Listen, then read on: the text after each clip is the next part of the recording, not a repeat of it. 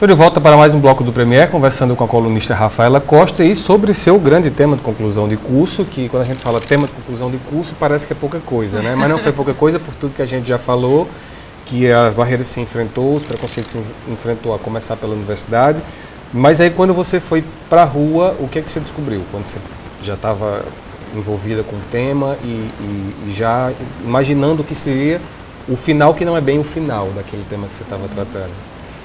Que os transexuais estão bem mais presentes no nosso cotidiano, no nosso dia a dia, do que as pessoas imaginam.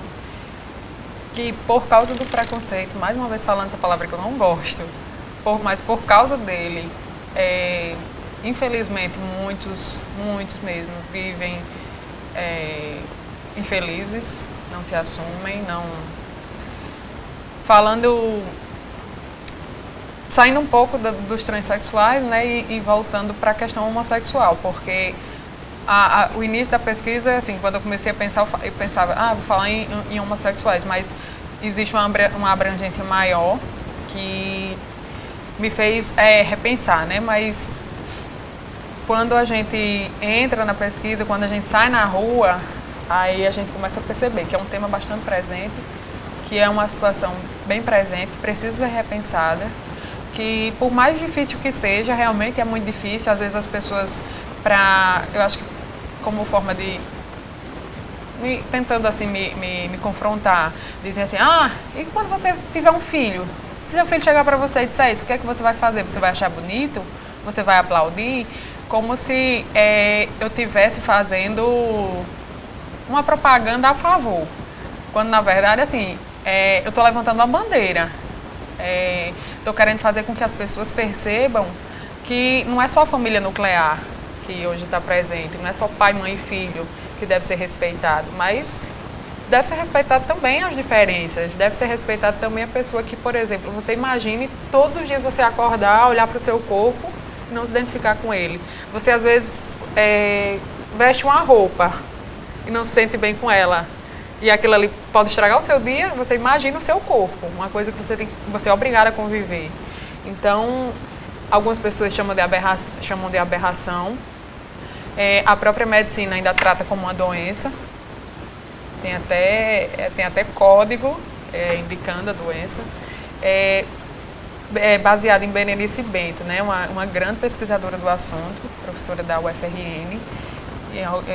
Após a leitura de alguns livros dela e de vários artigos publicados, de eventos que participei com ela.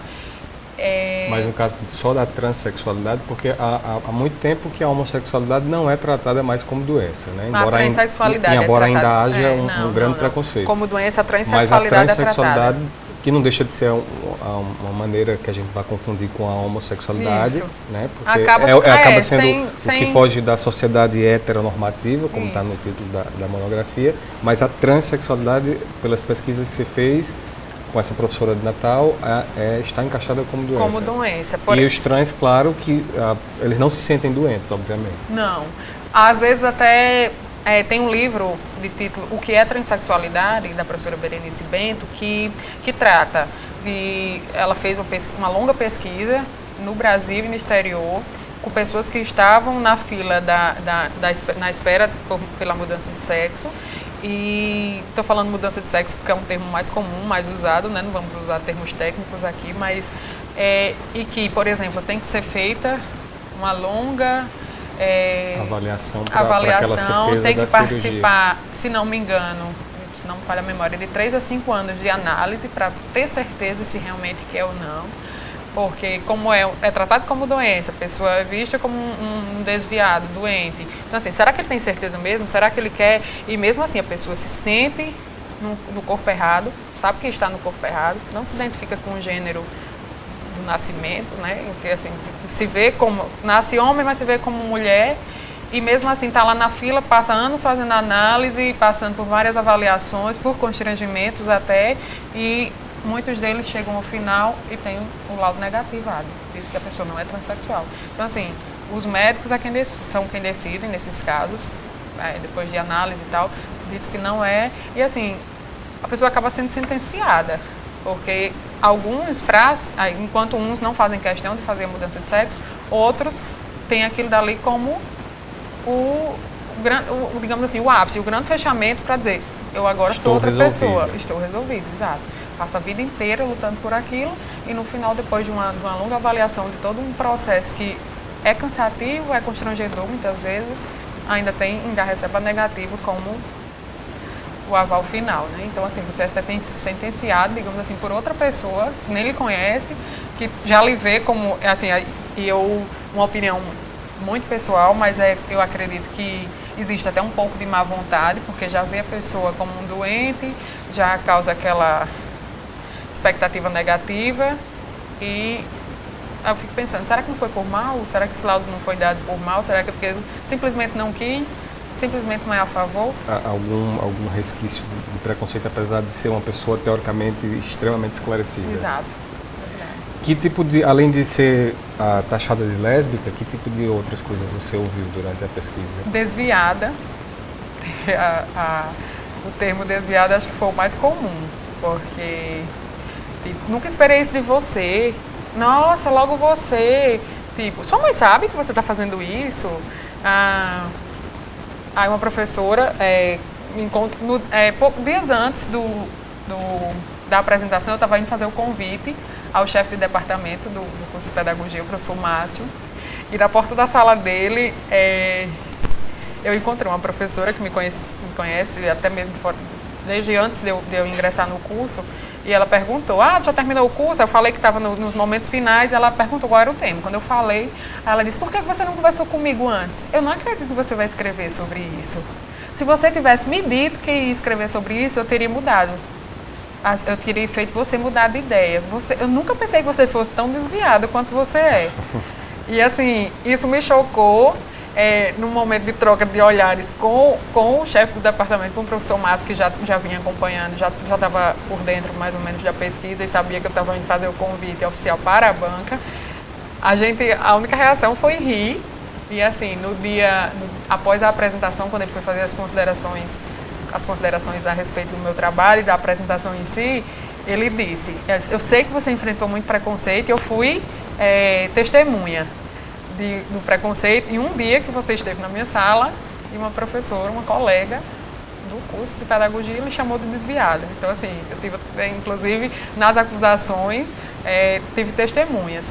E outra coisa a respeito do preconceito, a gente sempre tem uma ideia de que as pessoas mais velhas que não conseguem abrir a mente e tal, mas me choca muito, ainda mais, o preconceito em pessoas mais jovens.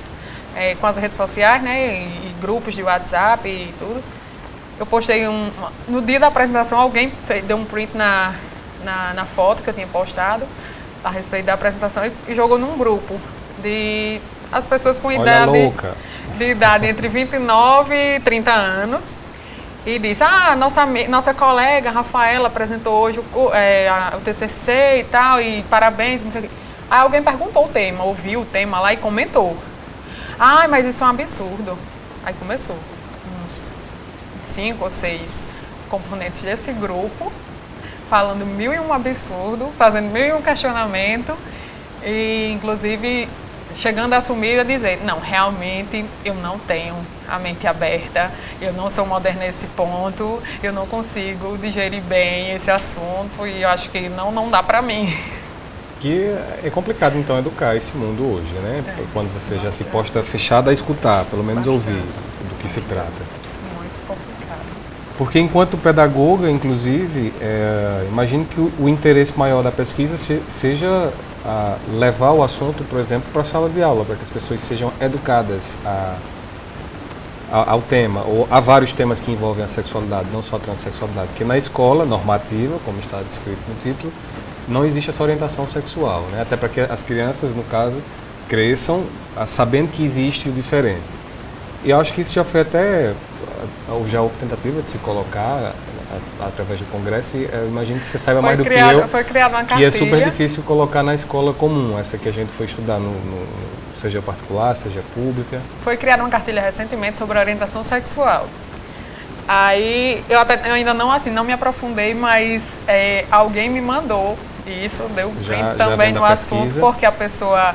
Assim, e eu tenho recebido bastante isso, porque as pessoas que apoiam e que veem com bons olhos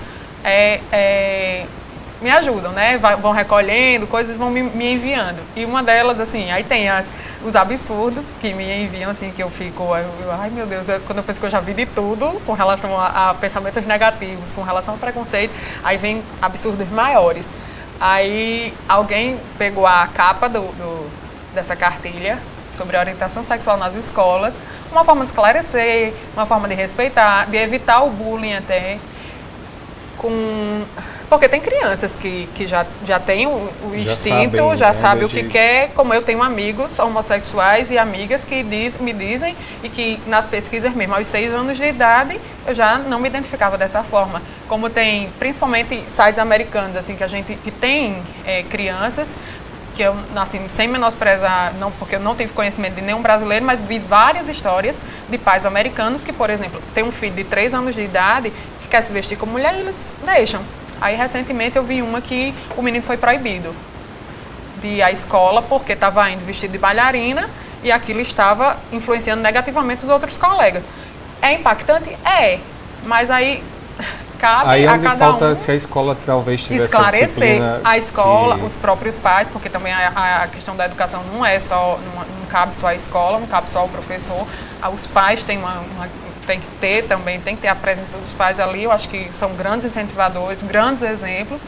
E aí alguém pegou essa capa da cartilha de orientação sexual que estava sendo planejada, ou está sendo planejada a ser implantada nas escolas, e culpou um determinado partido político de estar mais um dos absurdos de partido tal, para entre tanta vergonha, entre tanto isso e tanto aquilo, falando como uma coisa Aquela ruim. coisa que acho que eu vi essa época, que a escola vai ensinar os nossos filhos a serem gays. Exato, agora, né? Exatamente. Aí eu como fiquei... se ensinasse alguém, se fosse possível ensinar alguém a ser o que ela nasceu sendo. Assim, é bem por aí o exato, raciocínio. Exatamente isso. Aí, assim, eu tratando como um absurdo, e eu pensando assim, nossa, mas absurdo é a atitude dessa pessoa, absurdo é o que ela tá comentando aí. Aí eu fiquei pensando assim, meu Deus, se ela tivesse um pouquinho de orientação, assim, 10 minutos de conversa que fosse, ela ia ter tanta vergonha de ter escrito isso, que eu fiquei pensando, meu Deus, como ela não ter vergonha. Porque, assim, se você não aceita, mas pelo menos respeite, eu acho que, acima de tudo, o respeito.